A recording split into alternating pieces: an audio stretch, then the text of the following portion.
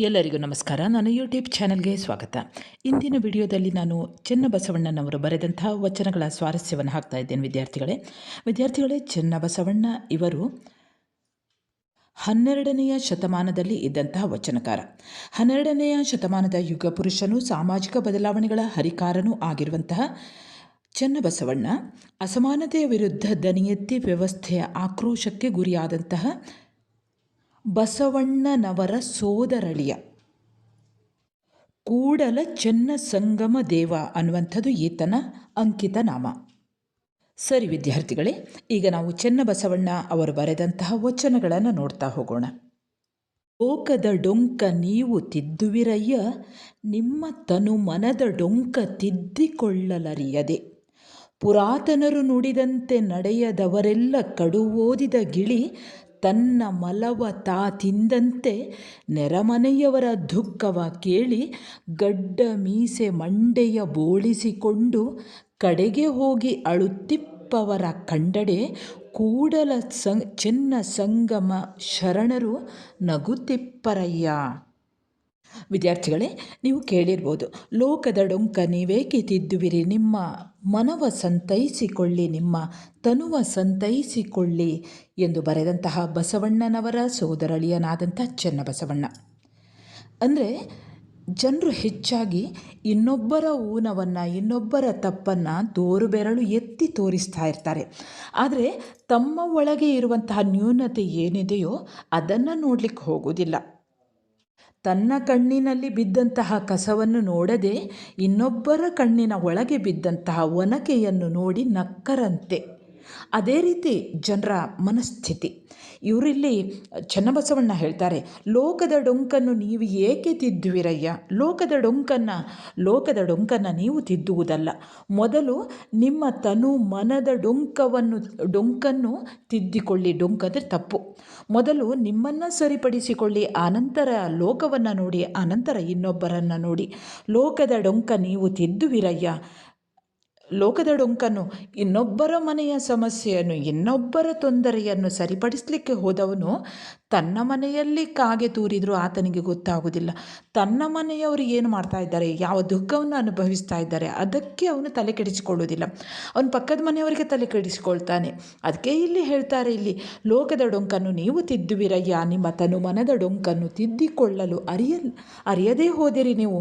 ಅದು ನಿಮಗೆ ಗೊತ್ತಾಗಲಿಲ್ಲ. ನಿಮ್ಮ ತನುವಿನಲ್ಲಿ ಡೊಂಕು ಇದೆ, ನಿಮ್ಮ ಮನಸ್ಸಿನಲ್ಲಿ ಡೊಂಕು ಇದೆ, ಮೊದಲು ಅದನ್ನು ಅರಿತುಕೊಳ್ಳಿ. ಚೆನ್ನಬಸವಣ್ಣ ಹೇಳ್ತಾರೆ, ಪುರಾತನರು ನುಡಿದಂತೆ ನಡೆಯದವರೆಲ್ಲ. ಪುರಾತನರು ಹೇಳಿದ ಹಾಗೆ, ನಮ್ಮಲ್ಲಿ ವಚನದಲ್ಲಿ ಒಟ್ಟಿಗೆ 63 ಪುರಾತನರು ಅಂತ ಬರ್ತದೆ. ಕನ್ನಡದಲ್ಲಿ ಒಟ್ಟು 63 ಪುರಾತನರು ಇದ್ದಾರೆ ಅನ್ನುವಂಥದ್ದು. ಈ ಪುರಾತನರು ಅಂದರೆ ಶಿವಭಕ್ತ ಶ್ರೇಷ್ಠರು. ಇವರನ್ನು ಪುರಾತನರು, ಪ್ರಮಥರು ಅಂತ ಕರೀತಾರೆ. ಈ ಪುರಾತನರು ಹೇಳಿದ್ದನ್ನು ಕೇಳದೆ ನಡೆಯದವರೆಲ್ಲ, ಅಂದರೆ ಪುರಾತನರು ಹೇಳಿದ್ದನ್ನು ತನ್ನ ಜೀವನದಲ್ಲಿ ಅಳವಡಿಸಿಕೊಳ್ಬೇಕು. ಯಾರು ಅಳವಡಿಸಿಕೊಳ್ಳುವುದಿಲ್ಲವೋ ಅವರನ್ನು ಉದಾಹರಣೆಯ ಮೂಲಕ ಚೆನ್ನಬಸವಣ್ಣನವರು ಹೇಳ್ತಾರೆ. ಕಡು ಓದಿದ ಗಿಳಿ ತನ್ನ ಮಲವ ತಾ ತಿಂದಂತೆ.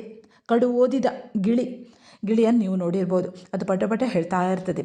ಅದಕ್ಕೆ ಎಷ್ಟೇ ಕಲಿಸಿದರೂ ಕೂಡ, ಎಷ್ಟೇ ಜ್ಞಾನವನ್ನು ಪಡೆದರೂ ಕೂಡ ತನ್ನ ಮಲವನ್ನು ತಾನೇ ತಿನ್ನುತ್ತದಂತೆ.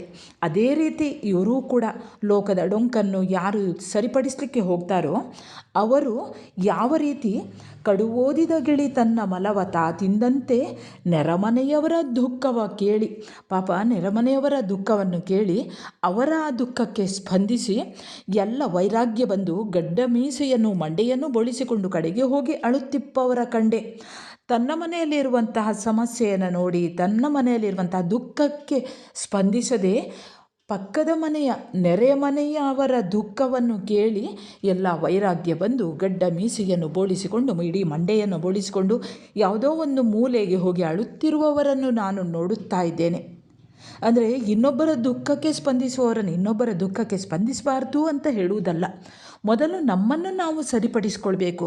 ಅಂದರೆ ಇದ್ದವರೆಲ್ಲ ತಮ್ಮನ್ನು ತಾವು ಸರಿಪಡಿಸಿಕೊಂಡ್ರೆ ಇನ್ನೊಬ್ಬರ ದುಃಖ ಹೇಗೆ ಬರ್ತದೆ? ಇನ್ನೊಬ್ಬರ ಸಮಸ್ಯೆಯನ್ನು ಇನ್ನೊಬ್ಬರು ಬರಬೇಕಂತಿಲ್ಲ, ಅದನ್ನು ನಿವಾರಣೆ ಮಾಡಲಿಕ್ಕೆ ಇನ್ನೊಬ್ಬರು ಬರಬೇಕಂತಿಲ್ಲ. ನಾವು ನಮ್ಮ ಸಮಸ್ಯೆಯನ್ನು ನೋಡಿದರೆ ಅದನ್ನು ನಾವೇ ನಿವಾರಿಸಿಕೊಳ್ಳಬಹುದು, ಅದನ್ನು ನಾವೇ ಕೊಳ್ಳಬಹುದು.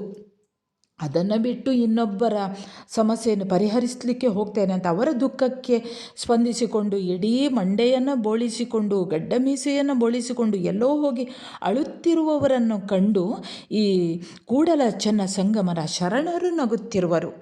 ಅಂಥವರನ್ನು ನೋಡಿ ಈ ಶರಣರು ನಗುತ್ತಾ ಇದ್ದಾರೆ ಅನ್ನುವಂಥದ್ದನ್ನು ಚೆನ್ನಬಸವಣ್ಣ ಈ ವಚನ ಭಾಗದಲ್ಲಿ ಹೇಳ್ತಾರೆ. ಮುಂದಿನ ವಚನವನ್ನು ಗಮನಿಸಿ ವಿದ್ಯಾರ್ಥಿಗಳೇ. ಲೋಕದ ಹೊಲೆ ಉದಕದಿಂದ ಹೋಹುದೆಂಬರು, ಉದಕದ ಹೊಲೆ ಏತರಿಂದ ಹೋಹುದು.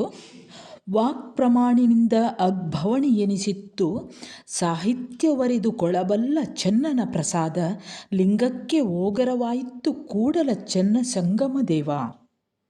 ಲೋಕದ ಹೊಲೆ ಅಂದರೆ ಕೆಟ್ಟದ್ದು ಅಥವಾ ಮೈಲಿಗೆ ಅಂತ ಹೇಳ್ತೇವೆ. ಇದು ಉದಕದಿಂದ ತೊಳೆದರೆ ಹೋಗುತ್ತದೆ ಅಂತ ಹೇಳ್ತಾರೆ. ಕೆಲವೊಮ್ಮೆ ದೇಹದಲ್ಲಿ ಅಥವಾ ಯಾವುದಾದರೂ ಪಾಪಕರ್ಮಗಳನ್ನು ಮಾಡಿದಾಗ ನೀರಿಂದ ಸ್ನಾನ ಮಾಡುವಂಥದ್ದು, ಪವಿತ್ರ ಜಲದಿಂದ ಸ್ನಾನ ಮಾಡುವಂಥದ್ದು, ಪವಿತ್ರ ನದಿಗಳಿಂದ ಸ್ನಾನ ಮಾಡುವಂಥದ್ದು ಅಂತ ಹೇಳ್ತಾರೆ. ಲೋಕದಲ್ಲಿರುವಂತಹ ಈ ಹೊಲೆ ಅದು ಉದಕ ಅಂದರೆ ನೀರಿಂದ ಹೋಗುವುದು ಅಂತ ಹೇಳ್ತಾರೆ, ಹೋಗುತ್ತದೆ ಅಂತ ಹೇಳ್ತಾರೆ. ಆದರೆ ಉದಕದ ಹೊಲೆ ಏತರಿಂದ ಹೋಗುವುದು ಅನ್ನುವಂಥ ಪ್ರಶ್ನೆಯನ್ನು ಹಾಕ್ತಾರೆ. ನೀರಿಗೆ ಬಂದಿರುವಂಥ ಈ ಈ ಮೈಲಿಗೆ ಯಾವುದರಿಂದ ಕಳೆಯಲು ಸಾಧ್ಯ? ದೇಹಕ್ಕೆ ಬಂದಂತಹ ಹೊಲೆಯನ್ನು ನೀರಿನಿಂದ ಕಳೆಯಬಹುದು. ಆದರೆ ನೀರಿಗೆ ಬಂದ ಹೊಲೆಯನ್ನು ಯಾವುದರಿಂದ ಕಳೆಯಬಹುದು ಅನ್ನುವಂಥ ಪ್ರಶ್ನೆಯನ್ನು ಇಲ್ಲಿ ಚೆನ್ನಬಸವಣ್ಣ ಕೇಳ್ತಾರೆ. ಅದೇ ರೀತಿ ವಾಕ್ಪ್ರಮಾಣಿನಿಂದ ಅಗ್ಭವಣಿ ಎನಿಸಿ ಮುಂದಿನ ವಚನ ಗಮನಿಸಿ. ಆನೆಯ ನೇರಿದಡೇನಯ್ಯ ಮಾನವರಿಗೆ ಕೈಯಾನುವಾತ, ಬೇಡುವುದ ಬೇಡಲಾರ ಏರಿಬರ್ಪ ಹೆಮ್ಮೆಯ ನೋಡ, ಭವದ ಬಟ್ಟೆಯಲ್ಲಿ ಬಿದ್ದ ಬ್ರಹ್ಮಚಾರಿಯ ಕಂಡು ಕೂಡಲ ಚೆನ್ನಸಂಗಯ್ಯ ನಗುತ್ತಿರ್ದ. ಆನೆಯ ನೇರಿದಡೇನಯ್ಯ ಮಾನವರಿಗೆ ಕೈಯಾನುವಾತ. ಇಲ್ಲಿ ಚೆನ್ನಬಸವಣ್ಣ ಹೇಳ್ತಾರೆ, ಯಾವುದೋ ಒಬ್ಬ ವ್ಯಕ್ತಿ ಅವನು ಆನೆಯ ಮೇಲೆ ಬರುತ್ತಿದ್ದಿರಬಹುದು. ಅಂದರೆ ದೈವಿ ಪುರುಷರು ಅಂತ ಹೇಳುವವರು ಇರ್ಬೋದು, ಅಥವಾ ಯಾರೋ ಒಬ್ಬ ಒಂದು ಆಧ್ಯಾತ್ಮವನ್ನು ತನ್ನೊಳಗೆ ರೂಢಿಸಿಕೊಂಡವನು ಇರ್ಬೋದು, ಅಥವಾ ಯಾರೋ ಒಬ್ಬ ಡಾಂಬಿಕ ಭಕ್ತಿ ಉಳ್ಳವನು ಇರ್ಬೋದು. ಆತ ಆನೆಯನ್ನು ಏರಿಕೊಂಡು ತನ್ನ ಕೈಯಲ್ಲಿ ಏನೋ ಹೇಳುವ ರೀತಿಯಲ್ಲಿ ಅವನು ಕೈಯನ್ನು ಹೀಗೆ ಅಲ್ಲಾಡಿಸಿಕೊಂಡು ಬರುವಾಗ, ಅಂದರೆ ಕೈಯಲ್ಲಿ ಆವಾಹನೆಯನ್ನು ಮಾಡುವಂಥದ್ದು ಅಥವಾ ಗಾಳಿಯ ಮೂಲಕ ಯಾವುದೋ ಒಂದು ನುಡಿಯನ್ನು ಕೊಡ್ತಾ ಇದ್ದೇನೆ ಅನ್ನುವ ರೀತಿಯಲ್ಲಿ ಅವನು ಮಾಡಿಕೊಂಡು ಬರ್ತಾ ಇರುವುದನ್ನು ನೋಡಿ ಚೆನ್ನಬಸವಣ್ಣ ಹೇಳ್ತಾನೆ, ಬೇಡುವುದ ಬೇಡಲಾರ ಏರಿ ಬರ್ಪ ಹೆಮ್ಮೆಯ ನೋಡ. ಏರಿ ಬರ್ತಾ ಇರುವಂಥ ಹೆಮ್ಮೆಯನ್ನು, ಆತನ ಅಹಂಕಾರವನ್ನು ನೋಡು. ಅಂದರೆ ಇದು ಒಂದು ಮಾನವ ಭ್ರಮೆ ಅನ್ನುವಂಥದ್ದನ್ನು ಹೇಳ್ತಾರೆ. ನಿಜವಾಗಿ ಇಂತಹ ಡೋಂಗಿಗಳನ್ನು ನಾವು ಇಂದಿನ ಸಮಾಜದಲ್ಲಿ ಗಮನಿಸ್ತೇವೆ. ಆದರೆ ಇಲ್ಲಿ ಆನೆಯನ್ನು ಏರಿಕೊಂಡು ಬರ್ತಾ ಇರುವಂತಹ ಇವನು ತನ್ನನ್ನು ತಾನು ಅರಿತಿಲ್ಲ, ಇನ್ನೊಬ್ಬರಿಗೆ ಏನನ್ನು ಹೇಳಬಹುದು. ಅಂದರೆ ಇದು ಮಾನವನ ಭ್ರಮೆ ಮತ್ತು ದೈವಿಕ ಅನುಭವದ ವ್ಯತ್ಯಾಸಗಳನ್ನು ಇಲ್ಲಿ ಹೇಳುವಂಥದ್ದು. ಅಂದರೆ ಮನಸ್ಸಿನ ಒಳಗೆ ಆತ ನಿಜವಾಗಿಯೂ ಕೂಡ ಆಧ್ಯಾತ್ಮ ಅವನಲ್ಲಿರುವುದಿಲ್ಲ. ಹೊರಗಡೆ ತಾನು ದೊಡ್ಡ ಭಕ್ತ, ತನಗೆಲ್ಲವೂ ಕೂಡ ಗೊತ್ತಿದೆ, ತಾನು ಜನರನ್ನು ಅನುಗ್ರಹಿಸ್ತೇನೆ ಅಂತ ಅವನು ಕೈಯಲ್ಲಿ ಹೀಗೆ ಮಾಡ್ಕೊಂಡು ಬರ್ತಿದ್ದಾನೆ ಇರಬೇಕು. ಅದಕ್ಕೆ ಹೇಳುವಂಥದ್ದು ಏರಿ ಬರ್ಪ ಹೆಮ್ಮೆಯ ನೋಡ, ಅವನ ಅಹಂಕಾರವನ್ನು ನೋಡು. ಭವದ ಬಟ್ಟೆಯಲ್ಲಿ ಬಿದ್ದ ಬ್ರಹ್ಮಚಾರಿಯ ಕಂಡು, ಭವ ಅಂದರೆ ಇಂತಹ ಲೌಕಿಕದ ಬಟ್ಟೆ ಅಂದರೆ ದಾರಿ, ಲೌಕಿಕದ ದಾರಿಯಲ್ಲಿ ಬಿದ್ದಿರುವಂಥ ಆ ಬ್ರಹ್ಮಚಾರಿಯನ್ನು ನೋಡು. ಬ್ರಹ್ಮಚರ್ಯವನ್ನು ತಾನು ರೂಢಿಸಿಕೊಂಡಿದ್ದೇನೆ ಅಂತ ಹೇಳ್ತಾನೆ. ಆದರೆ ಅವನೂ ಕೂಡ ಲೌಕಿಕದಲ್ಲಿ ಬಿಟ್ಟಿದ್ದಾನೆ, ಲೌಕಿಕದ ಆಕರ್ಷಣೆಗೆ ಒಳಗಾಗಿದ್ದಾನೆ. ಅಂತಹ ಬ್ರಹ್ಮಚಾರಿಯನ್ನು ನೋಡಿ ಕೂಡಲ ಚೆನ್ನ ಸಂಗಯ್ಯ ನಗುತ್ತಿದ್ದಾನೆ, ಶಿವನು ನಗುತ್ತಿದ್ದಾನೆ ಅನ್ನುವುದನ್ನು ಇಲ್ಲಿ ಚೆನ್ನಬಸವಣ್ಣ ಹೇಳ್ತಾರೆ. ಮುಂದಿನ ವಚನವನ್ನು ಗಮನಿಸಿ ವಿದ್ಯಾರ್ಥಿಗಳೇ. ಅರಸಿನ ಭಕ್ತಿ ಅಹಂಕಾರದಿಂದ ಕೆಟ್ಟಿತ್ತು, ಸೂಳೆಯ ಭಕ್ತಿ ಎಂಜಲ ತಿಂದಾಗಲೇ ಹೋಯಿತು. ನಂಟುತನದ ಭಕ್ತಿ ನಾಯಕ ನರಕ, ಬಡವನ ಭಕ್ತಿ ನಿಧಾನ.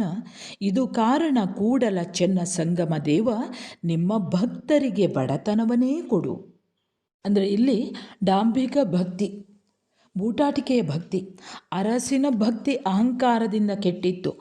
ಅರಸನ ಭಕ್ತಿ, ರಾಜನ ಭಕ್ತಿ, ಆತನಿಗೆ ಇರುವಂಥ ಅಹಂಕಾರದಿಂದ ಅದು ಕೆಟ್ಟು ಹೋಯಿತು, ಅದಕ್ಕೆ ಯಾವುದೇ ಫಲ ಇಲ್ಲ.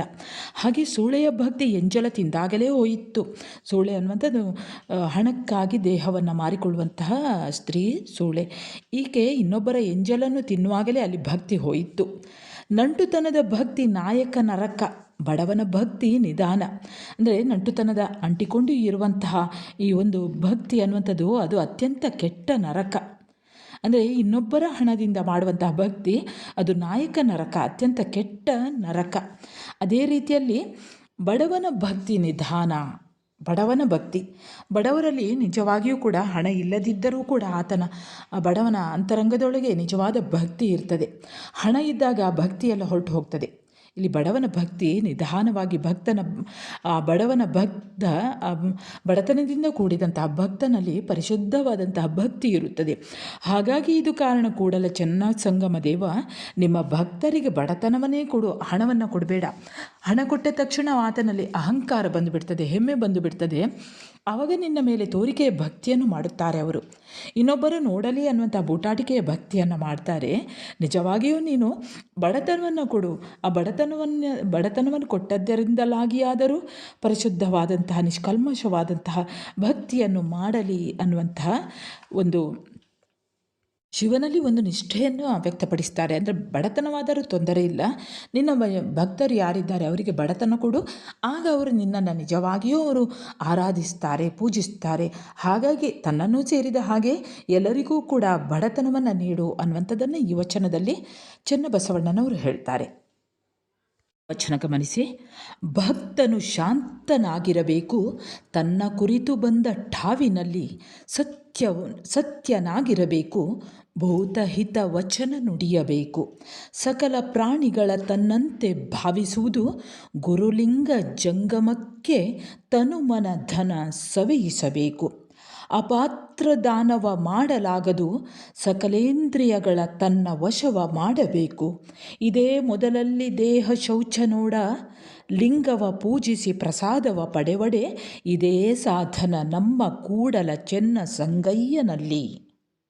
ಈ ವಚನದಲ್ಲಿ ಚೆನ್ನಬಸವಣ್ಣ ಹೇಳ್ತಾರೆ, ಯಾವಾಗ ಒಬ್ಬ ಭಕ್ತನಾದವನು, ಶರಣನಾದವನು ದೇವರನ್ನು ಪೂಜಿಸಿದ ನಂತರ ಪ್ರಸಾದವನ್ನು ಪಡೆಯಬೇಕಾದ್ರೆ ಆ ವ್ಯಕ್ತಿಯ ನಡೆ ನುಡಿಗಳು ಹೇಗಿರಬೇಕು ಅನ್ನೋದನ್ನು ಇಲ್ಲಿ ಚೆನ್ನಬಸವಣ್ಣ ಹೇಳ್ತಾರೆ.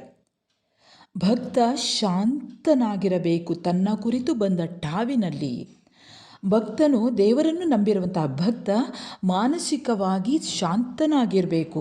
ಯಾವುದೋ ಬಗೆಯ ಉದ್ವೇಗವನ್ನು, ಕೋಪ, ತಾಪವನ್ನು ಮನಸ್ಸಿನ ಒಳಗೆ ಇಟ್ಟುಕೊಂಡು ಆತ ಇದು ಯಾವುದೇ ಒಂದು ಉದ್ವೇಗಕ್ಕೆ ಒಳಗಾಗದೆ, ಕೋಪಕ್ಕೆ ಒಳಗಾಗದೆ ಎಲ್ಲರೊಡನೆ ಪ್ರೀತಿ ಮತ್ತು ಕರುಣೆಯಿಂದ ನಡೆದುಕೊಳ್ಬೇಕು ಅನ್ನೋದನ್ನು ಚೆನ್ನಬಸವಣ್ಣ ಹೇಳ್ತಾರೆ. ಹಾಗೆ ತನ್ನ ಕುರಿತು ಬಂದ ಠಾವಿನಲ್ಲಿ, ಅಂದರೆ ತನ್ನ ಕುರಿತು ಬಂದ ಠಾವಿನಲ್ಲಿ ಸತ್ಯನಾಗಿರಬೇಕು. ತನ್ನ ಕುರಿತು ಬಂದ ಠಾವಿನಲ್ಲಿ ಸತ್ಯನಾಗಿರಬೇಕು. ಅಂದರೆ ಈ ಪೂಜಿಸುವಂತಹ ವ್ಯಕ್ತಿ ಇರ್ಬೋದು ಅಥವಾ ಯಾವುದೇ ವ್ಯಕ್ತಿಗಳಿರ್ಬೋದು, ಭಕ್ತನಾಗಿರ್ಬೋದು, ಆತ ತಾನು ಬಾಳ್ತಾ ಇರುವಂಥ ಎಲ್ಲ ನೆಲೆಗಳಲ್ಲಿಯೂ ಕೂಡ ಪ್ರಾಮಾಣಿಕತನದ ನಡೆನುಡಿಗಳನ್ನು ಹೊಂದಿರಬೇಕು. ಭೂತಹಿತ ವಚನವ ನುಡಿಯಬೇಕು ಅನ್ನುವಂಥದ್ದು. ಭೂತಹಿತವಾಗಿರುವಂತಹ ಅಂದರೆ ಮಾನವ ಜೀವಿಯನ್ನು, ಭೂತಹಿತ ಇಲ್ಲಿ ಮಾನವ ಜೀವಿಯನ್ನು ಒಳಗೊಂಡಂತೆ ಪ್ರಪಂಚದಲ್ಲಿ ಇರುವಂಥ ಎಷ್ಟೋ ಜೀವ ಸಂಕುಲಗಳು ಇರ್ತವೆ. ಕ್ರಿಮಿಗಳಿರ್ಬೋದು, ಕೀಟಗಳಿರ್ಬೋದು, ಹಕ್ಕಿ ಪ್ರಾಣಿಗಳಿರ್ಬೋದು, ಇವುಗಳಿಗೆಲ್ಲ ಹಿತನಾಗಿರಬೇಕು. ಹಿತವಾಗಿರುವಂತಹ ನುಡಿಗಳನ್ನು ಆತ ನುಡಿಯಬೇಕು. ಭಕ್ತನು ಶಾಂತನಾಗಿರಬೇಕು, ತನ್ನ ಕುರಿತು ಬಂದ ಠಾವಿನಲ್ಲಿ ಸತ್ಯನಾಗಿರಬೇಕು, ಹಿತವಚನ ನುಡಿಯಬೇಕು, ಸಕಲ ಪ್ರಾಣಿಗಳ ತನ್ನಂತೆ ಭಾವಿಸಬೇಕು. ಎಲ್ಲ ಪ್ರಾಣಿಗಳನ್ನು ಕೂಡ ತನ್ನ ಹಾಗೆ ಆತ ಭಾವಿಸಬೇಕು. ಅಂದರೆ ಎಲ್ಲ ಜೀವರಾಶಿಗಳಿಗೂ ಕೂಡ ಆತ ಒಳಿತನ್ನು ಉಂಟು ಮಾಡುವಂತಹ ಕರುಣೆ ಆತನಲ್ಲಿ ಇರಬೇಕು, ಕರುಣೆ ಇರಬೇಕು, ಪ್ರೀತಿ ಇರಬೇಕು. ಹಾಗೆ ಗೆಳೆತನದ ನುಡಿಗಳನ್ನು ಆಡಬೇಕು. ಯಾವುದೇ ಪ್ರಾಣಿಗಳಿಗೆ ಕೇಡನ್ನು ಬಯಸಬಾರದು, ಕೇಡನ್ನು ಉಂಟು ಮಾಡುವಂತಹ ನುಡಿಗಳನ್ನು ಆಡಬಾರದು ಅನ್ನುವುದನ್ನೇ ಇಲ್ಲಿ ಚೆನ್ನಬಸವಣ್ಣ ಹೇಳ್ತಾರೆ. ಮುಂದಿನ ಸಾಲುಗಳಲ್ಲಿ ಗುರುಲಿಂಗ ಜಂಗಮಕ್ಕೆ ಸವೆಯಿಸಬೇಕು, ಅಪಾತ್ರ ದಾನವ ಮಾಡಲಾಗದು. ಗುರುಲಿಂಗ ಅಂದರೆ ಗುರು ಅಂತ ಯಾರಿದ್ದಾನೋ ಆತ ತನ್ನ ಬಳಿಗೆ ಬಂದವರಿಗೆ ಅರಿವನ್ನು ನೀಡುವವನು. ಯಾರು ತನ್ನ ಬಳಿಗೆ ಬರ್ತಾನೋ ಆತನ ವ್ಯಕ್ತಿತ್ವವನ್ನು ಒಳ್ಳೆಯದನ್ನು ಮಾಡುವವನು. ಹಾಗೆ ಗುರುವಿಗೂ ಕೂಡ ವ್ಯಕ್ತಿತ್ವ ಒಳ್ಳೆಯದಿರಬೇಕು, ಜೊತೆಯಲ್ಲಿ ನಡೆ ನುಡಿಗಳಿಂದ ಒಳ್ಳೆಯ ರೀತಿಯಲ್ಲಿ ಆತ ಇರಬೇಕು ಅನ್ನುವಂಥದ್ದು. ಈ ಗುರುಲಿಂಗ ಜಂಗಮದಲ್ಲಿ ನಿಂದೆ ಇಲ್ಲದಿರಬೇಕು. ಗುರುಲಿಂಗ ಜಂಗಮಕ್ಕೆ ತನ್ನ ತನುಮನ ಧನವನ್ನು ಆತ ಸವೆಯಿಸಬೇಕು. ಜಂಗಮ ಅಂದರೆ ಒಳ್ಳೆಯ ನಡೆನುಡಿಯಲ್ಲಿ ಶಿವನನ್ನು ಕಾಣುತ್ತಾ ಜನಸಮುದಾಯದ ಮನದಲ್ಲಿ ಸಾಮಾಜಿಕ ಅರಿವು ಮತ್ತು ಎಚ್ಚರವನ್ನು ಮೂಡಿಸುತ್ತಾ ನಿತ್ಯ ಸಂಚಾರಿಯಾಗಿರುವಂಥ ವ್ಯಕ್ತಿಗೆ ಜಂಗಮರು ಅಂತ ಹೇಳ್ತಾರೆ. ಈ ಜಂಗಮರು ಬಂದಾಗ ಅವರಿಗೆ ನಿಂದೆಯನ್ನು ಮಾಡಬಾರದು. ಗುರುಲಿಂಗ ಜಂಗಮವನ್ನು ಆತ ತೆಗಳಬಾರದು. ಈ ಭಕ್ತನಾದವನು, ಶರಣನಾದವನು ಗುರುಲಿಂಗ ಜಂಗಮದಲ್ಲಿ ಯಾವುದೇ ನಿಂದೆಯನ್ನು ಮಾಡಬಾರದು. ಯಾವುದೇ ಒಂದು ತನುಮನ ಧನವನ್ನು ಆತ ಸವೆಯಿಸಬೇಕು. ಅದೇ ರೀತಿಯಲ್ಲಿ ಆತ ಈ ಒಂದು ಹೇಳಿಕೆ ಗಮನಿಸಬೇಕು. ತನುಮನ ಧನವ ಗುರುಲಿಂಗ ಜಂಗಮಕ್ಕೆ ಸವೆಸಲೇಬೇಕು. ಯಾಕಂದರೆ ಒಬ್ಬ ವ್ಯಕ್ತಿ ತನ್ನ ದೇಹ ಮತ್ತು ಮನಸ್ಸನ್ನು ಒಗ್ಗೂಡಿಸಿ ಅಂದರೆ ಒಂದಾಗಿಸಿ ಮಾಡಿದಂತಹ ಒಳ್ಳೆಯ ಕಾರ್ಯದಿಂದ ಬಂದಂತಹ ಸಂಪತ್ತಿನಲ್ಲಿ ಸ್ವಲ್ಪ ಪಾಲನ್ನು ಪಾಸ್ತಿಗಳು ಇಲ್ಲದೇ ಇರುವಂತಹ, ಒಡವೆ ವಸ್ತುಗಳು ಇಲ್ಲದೇ ಇರುವಂತಹ, ಹಸಿವಿನಲ್ಲಿ ನರಳ್ತಾ ಇರುವಂತಹ ಜೀವಿಗಳಿಗೆ, ಅಂತಹ ಕಡು ಬಡವರಿಗೆ, ಆ ಜನರಿಗೆ ನೀಡಬೇಕು ಅಂತ ಹೇಳ್ತಾರೆ. ಇಲ್ಲಿ ಹೇಳ್ತಾರೆ ಅಪಾತ್ರ ದಾನವ ಮಾಡಲಾಗದು. ಅಂದರೆ ಕೆಲವರಿಗೆ ಗೊತ್ತಾಗೋದಿಲ್ಲ, ಯಾರ್ಯಾರಿಗೋ ಕೊಟ್ಟು ಬಿಡ್ತಾರೆ. ಆ ಕೊಡುವಾಗ ನಾವು ದಾನ ಮಾಡಬೇಕು ಅಂತ ಮನಸ್ಸನ್ನು ಮಾಡಿದಾಗ ಆ ದಾನ ಯಾರಿಗೆ ಹಿತವಾಗ್ತದೆ, ಕೆಲವರನ್ನು ನೀವು ಗಮನಿಸ್ಬೋದು, ಇದ್ದವರಿಗೆ ಕೊಡುವಂಥದ್ದು ಇರ್ತದೆ. ಇದ್ದವರಿಗೆ ಕೊಟ್ಟರೆ ಅದರಿಂದ ಪ್ರಯೋಜನ ಇಲ್ಲ. ಯಾರಿಗೆ ಇಲ್ಲವೋ, ಯಾರಿಗೆ ಅದರ ಅಗತ್ಯ ಇದೆಯೋ ಅಂಥವರಿಗೆ ಕೊಡಬೇಕು. ಯೋಗ್ಯರಲ್ಲದ ವ್ಯಕ್ತಿಗಳಿಗೆ, ಅಂದರೆ ಯಾವುದೇ ದುಡಿಮೆಯನ್ನು ಮಾಡದೆ ಸೋಂಬೇರಿಯಾಗಿ ಇರುವಂತಹ, ಕೆಟ್ಟ ನಡೆ ನುಡಿಯಿಂದ ಇತರರಿಗೆ ಕೇಡನ್ನು ಬಗೆಯುತ್ತಾ ಇರುವಂತಹ ವ್ಯಕ್ತಿಗಳಿಗೆ ದಾನವನ್ನು ನೀಡಬಾರ್ದು. ಇದನ್ನು ಹೇಳ್ತಾರೆ ಇಲ್ಲಿ. ಅದೇ ರೀತಿಯಲ್ಲಿ ಸಕಲೇಂದ್ರಿಯಗಳ ತನ್ನ ವಶವು ಮಾಡಬೇಕು. ಅಂದರೆ ಇಲ್ಲಿ ಸಕಲೇಂದ್ರಿಯಗಳು, ಎಲ್ಲ ಇಂದ್ರಿಯಗಳಂದರೆ ಇಲ್ಲಿ ಕೇಳುವಂತಹ ಕಿವಿ ಇರ್ಬೋದು, ನೋಡುವಂತಹ ಕಣ್ಣು ಇರ್ಬೋದು, ವಾಸನೆ ನೋಡುವಂತಹ ಮೂಗು ಇರ್ಬೋದು, ನಾಲಿಗೆ ರುಚಿಯನ್ನು ನೋಡುವಂತಹ ನಾಲಿಗೆ ಇರ್ಬೋದು. ಇವೆಲ್ಲ ಇಂದ್ರಿಯಗಳು, ಸಕಲ ಇಂದ್ರಿಯಗಳು, ಇವುಗಳನ್ನು ವಶದಲ್ಲಿ ಇರಿಸಿಕೊಳ್ಬೇಕು. ಈ ಕಣ್ಣು, ಕಿವಿ, ಮೂಗು, ನಾಲಿಗೆ ಹಾಗೆ ಚರ್ಮದ ಸಂವೇದನೆಗಳನ್ನು ಹತೋಟಿಯಲ್ಲಿ ಇಟ್ಟುಕೊಂಡು ಕೆಟ್ಟದ್ದನ್ನು ಹತ್ತಿಕ್ಕಿಕೊಂಡು ಒಳ್ಳೆಯದನ್ನು ಅನುಸರಿಸಿ ಬಾಳಬೇಕು ಅನ್ನುವಂಥದ್ದನ್ನು ಹೇಳ್ತಾರೆ. ಇದೇ ಮೊದಲಲ್ಲಿ ದೇಹ ಶೌಚ ನೋಡ, ಲಿಂಗವ ಪೂಜಿಸಿ ಪ್ರಸಾದವ ಪಡೆವಡೆ, ಇದೇ ಸಾಧನ ನಮ್ಮ ಕೂಡಲ ಚೆನ್ನ ಸಂಗಯ್ಯನಲ್ಲಿ. ಇದೇ ಮೊದಲಲ್ಲಿ ದೇಹ ಶೌಚ ನೋಡ. ಇದೇ ವ್ಯಕ್ತಿಗೆ ಜೀವನದಲ್ಲಿ ಮೊಟ್ಟ ಮೊದಲು ಬೇಕಾಗಿರುವುದು ಒಳ್ಳೆಯ ನಡೆ ನುಡಿ ಬೇಕಾಗಿರುವಂಥದ್ದು. ಇದೇ ದೇಹದ ಶೌಚ, ಇದೇ ಒಂದು ಪರಿಶುದ್ಧವಾಗುವಂಥದ್ದು. ಲಿಂಗವ ಪೂಜಿಸಿ ಪ್ರಸಾದವ ಪಡೆವಡೆ, ಇದೇ ಸಾಧನ ನಮ್ಮ ಕೂಡಲ ಕೂಡಲ ಚೆನ್ನ ಸಂಗಯ್ಯನಲ್ಲಿ. ಅಂದರೆ ಇಲ್ಲಿ ಪ್ರಸಾದ ಅನ್ನುವಂಥದ್ದು ನೀವು ಗಮನಿಸಬಹುದು. ದೇವರ ಮೂರ್ತಿಯನ್ನು ಹೂ ಇರ್ಬೋದು, ಹಣ್ಣು ಇರ್ಬೋದು, ಅಥವಾ ಯಾವುದೇ ಅಲಂಕಾರ ವಸ್ತುಗಳಿಂದ ಪೂಜಿಸಿ ಸಿಂಗರಿಸಿ ಅನಂತರ ವಿಗ್ರಹದ ಮುಂದೆ ರುಚಿಕರವಾದಂತಹ ಉಣಿಸನ್ನು, ನೈವೇದ್ಯವನ್ನು ಇಟ್ಟು ಧೂಪ ದೀಪಗಳನ್ನು ಇಟ್ಟ ಬೆಳಗಿದ ನಂತರ ದೇವರಿಗೆ ಮೂಡಿಸಿದಂತಹ ಹೂ ಇರ್ಬೋದು, ಹಣ್ಣು ಇರ್ಬೋದು, ಅಥವಾ ಈ ಪ್ರಸಾದ ನೈವೇದ್ಯ ಇರ್ಬೋದು, ಅಥವಾ ಯಾವುದೋ ನೀರು ಇರ್ಬೋದು, ಇವನ್ನು ಅಲ್ಲಿ ಪೂಜೆ ಮಾಡಿದಂತಹ ಅರ್ಚಕನು ಅವನು ಬೇರೆಯವರಿಗೆ ಕೊಡ್ತಾನೆ ಅಥವಾ ತಾನೇ ಇಟ್ಟುಕೊಳ್ತಾನೆ. ತೆಗೆದುಕೊಳ್ತಾನೆ, ತಾನೇ ತೆಗೆದುಕೊಳ್ತಾನೆ. ಇದನ್ನು ಪ್ರಸಾದ ಅಂತ ಕರೀತಾರೆ.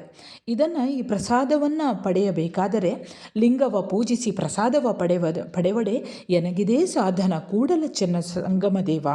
ಶಿವನ ಅನುಗ್ರಹಕ್ಕೆ ವ್ಯಕ್ತಿಯು ಪಾತ್ರನಾಗಲು ಇರುವಂಥ ಒಂದೇ ಒಂದು ದಾರಿ ಎಂದರೆ ಅದು ನಡೆನುಡಿ ಚೆನ್ನಾಗಿರಬೇಕು. ಅಂದರೆ ಜೀವನದ ಉದ್ದಕ್ಕೂ ಕೂಡ ಆತ ಒಳ್ಳೆಯ ನಡೆ ನುಡಿಯಿಂದ ಬಾಳಬೇಕು, ಇದೇ ಪ್ರಸಾದ ನೋಡ ಅನ್ನುವಂಥದ್ದನ್ನು ಇಲ್ಲಿ ಚನ್ನಬಸವಣ್ಣ ಈ ವಚನ ಭಾಗದಲ್ಲಿ ಹೇಳ್ತಾರೆ. ವಿದ್ಯಾರ್ಥಿಗಳೇ, ಬಸವಣ್ಣ ಬರೆದಿರುವಂಥ ಮುಂದಿನ ವಚನವನ್ನು ಗಮನಿಸಿ. ಶೀಲ ಶೀಲ ಎಂದು ಗರ್ವಿಸಿ ನುಡಿವು ತಿಪ್ಪಿರಿ, ಶೀಲವಾವುದೆಂದರಿಯಿರಿ ಕೇಳಿರಣ್ಣ. ಇದ್ದುದ ವಂಚನೆಯ ಮಾಡದಿಪ್ಪುದೇ ಶೀಲ, ಇಲ್ಲದುದಕ್ಕೆ ಕದನ ಮಾಡದಿಪ್ಪುದೇ ಶೀಲ. ಪರಧನ ಪರ ಸ್ತ್ರೀಯರ ಮುಟ್ಟದಿಪ್ಪುದೇ ಶೀಲ, ಪರದೈವ ಪರ ಸಮಯಕ್ಕೆ ಅಳುಪದಿಪ್ಪುದೇ ಶೀಲ. ಗುರುನಿಂದೆ ಹರನಿಂದೆ ಚರನಿಂದೆ ಕೇಳದಿಪ್ಪುದೇ ಶೀಲ. ನಮ್ಮ ಕೂಡಲ ಚೆನ್ನ ಸಂಗನ ಶರಣರ ಬರವಿಂಗೆ ಮೆಯ್ಯಾಂತುದೇ ಅಚ್ಚ ಶೀಲ. ಶೀಲ ಶೀಲ ಎಂದು ಗರ್ವಿಸಿ ನುಡಿಯುತ್ತಿಪ್ಪಿರಿ. ಶೀಲ ಶೀಲ ಎಂದು ನೀವು ಅಹಂಕಾರದಿಂದ ಹೇಳುತ್ತಾ ಇದ್ದೀರಿ. ಚನ್ನಬಸವಣ್ಣ ಹೇಳ್ತಾರೆ, ಶೀಲವಾವುದು ಎಂದು ಅರಿಯಿರಿ ನೋಡಣ್ಣ, ಕೇಳಿರಣ್ಣ. ಅಂದರೆ ಶೀಲ ಅಂದರೆ ಏನು ಅನ್ನೋದನ್ನು ನೀವು ಅರಿಯಬೇಕು, ಅರಿತು ಕೇಳಿರಿ. ಅಂದರೆ ಶೀಲ ಅಂದರೆ ಸಾಧಾರಣವಾಗಿ ನಡೆನುಡಿಗೆ ಹೇಳ್ತೇವೆ, ದೇಹ ಅನ್ನೋದಕ್ಕೂ ಕೂಡ ಹೇಳುತ್ತಾರೆ. ಶೀಲ ಒಳ್ಳೆಯ ಚಾರಿತ್ರ್ಯಕ್ಕೂ ಶೀಲ ಅಂತ ಹೇಳ್ತಾರೆ. ಇಲ್ಲಿ ವಚನಕಾರರು ಹೇಳ್ತಾರೆ, ಶೀಲ ಅಂದರೆ ಯಾವುದು, ಒಳ್ಳೆಯ ನಡೆನುಡಿ ಅಂದರೆ ಯಾವುದು, ಒಳ್ಳೆಯ ಚಾರಿತ್ರ್ಯ ಅಂದರೆ ಯಾವುದು ಎಂದರೆ ಇದ್ದುದ ವಂಚನೆಯ ಮಾಡದಿಪ್ಪುದೇ ಶೀಲ. ಮೋಸವನ್ನು ಮಾಡದೇ ಇರುವುದೇ ಅದು ಶೀಲ.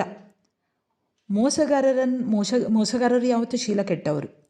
ಮೋಸ ಮಾಡದೇ ಇರುವುದು ಶೀಲ. ಹಾಗೆ ಇಲ್ಲದುದಕ್ಕೆ ಕದನ ಮಾಡದಿಪ್ಪುದೇ ಶೀಲ.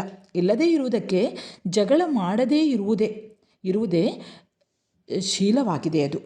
ಹಾಗೆ ಪರಧನ ಪರಸ್ತ್ರೀಯರ ಮುಟ್ಟದಿಪ್ಪುದೇ ಶೀಲ. ಪರಧನ, ಇನ್ನೊಬ್ಬರ ಸಂಪತ್ತಿಗೆ ಆಸೆ ಪಡದೇ ಇರುವುದೇ ಅದು ಶೀಲ. ಇನ್ನೊಬ್ಬರ ಸಂಪತ್ತನ್ನು ಕದಿಯದೇ ಇರುವುದು ಶೀಲ. ಹಾಗೆಯೇ ಪರಸ್ತ್ರೀಯರು, ಇನ್ನೊಬ್ಬರ ಸ್ತ್ರೀಯರನ್ನು ಮುಟ್ಟದೇ ಇರುವುದು ಅಥವಾ ಅಪಹರಿಸದೇ ಇರುವುದು ಅದು ಶೀಲ. ಅದು ಒಳ್ಳೆಯ ನಡೆನುಡಿ, ಅದು ಒಳ್ಳೆಯ ನಡತೆ. ಪರಧನ ಪರಸ್ತ್ರೀಯರ ಮುಟ್ಟದಿಪ್ಪುದೇ ಶೀಲ, ಪರದೈವ ಪರಸಮಯಕ್ಕೆ ಅಳುಪದಿಪ್ಪುದೇ ಶೀಲ. ಅದರ ಜೊತೆಯಲ್ಲಿ ಗುರುನಿಂದೆ ಮಾಡದಿರುವುದು ಶೀಲ. ಹರನಿಂದೆ, ದೇವರ ನಿಂದೆಯನ್ನು ಮಾಡದೇ ಇರುವಂಥದ್ದೇ ಶೀಲ. ಚರನಿಂದೆ, ಇನ್ನೊಬ್ಬರ ಸಂಪತ್ತನ್ನು ಅಥವಾ ಇನ್ನೊಬ್ಬ ವ್ಯಕ್ತಿಯನ್ನು ನಿಂದೆ ಮಾಡದಿರುವುದೇ ಚರನಿಂದೆ ಕೇಳದಿಪ್ಪುದೇ ಶೀಲ. ಅಂದರೆ ಇನ್ನೊಬ್ಬರನ್ನು ತೆಗಳುತ್ತಾ ಇರುವಾಗಲೂ ಕೂಡ ನಾವು ಅಲ್ಲಿ ನಿಲ್ಲಬಾರ್ದು ಅಂತ ಹೇಳ್ತಾರೆ. ಅಂದರೆ ಅದೇ ಗುಣ ನಮಗೆ ಬಂದು ಬಿಡ್ತದೆ. ಹಾಗಾಗಿ ಇನ್ನೊಬ್ಬರನ್ನು ನಿಂದಿಸುವುದನ್ನು ಕೇಳದೇ ಇರುವುದೂ ಕೂಡ ಶೀಲ ಅಂತ ಹೇಳ್ತಾರೆ ಇಲ್ಲಿ ವಚನಕಾರ. ನಮ್ಮ ಕೂಡಲ ಚೆನ್ನ ಸಂಗನ ಶರಣರ ಬರವಿಂಗೆ ಮೆಯ್ಯಾಂತುದು. ನಮ್ಮ ಕೂಡಲ ಸಂಗನ ಶರಣರು ಯಾವಾಗ ಬರ್ತಾರೆ ಅಂತ ಮೈಯೆಲ್ಲ ಕಿವಿಯಾಗಿಸಿ ಕೇಳುವುದೇ ಅದು ಅಚ್ಚಶೀಲ ಅಂತ ಹೇಳ್ತಾರೆ ಇಲ್ಲಿ. ಅಂದರೆ ಶೀಲ ಅಂತ ನೀವು ಗರ್ವಿಸಿ ಅಹಂಕಾರದಿಂದ ಹೇಳುವುದಲ್ಲ. ಶೀಲ ಮೊದಲು ಯಾವುದು ಅಂತ ನೀವು ತಿಳಿದುಕೊಳ್ಬೇಕು. ವಂಚನೆ ಮಾಡದೇ ಇರುವುದೇ ಶೀಲ, ಇಲ್ಲದೇ ಇರುವುದಕ್ಕೆ ಆಸೆ ಪಡದಿರುವುದೇ ಶೀಲ.